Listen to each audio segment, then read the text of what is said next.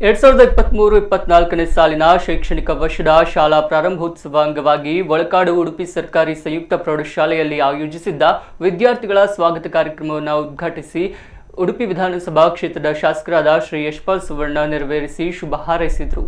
ಸಮಾರಂಭದಲ್ಲಿ ಶಾಲಾ ವಿದ್ಯಾರ್ಥಿಗಳಿಗೆ ಸಮವಸ್ತ್ರ ಹಾಗೂ ಪಠ್ಯಪುಸ್ತಕಗಳನ್ನು ಶಾಸಕರು ವಿತರಿಸಿದರು.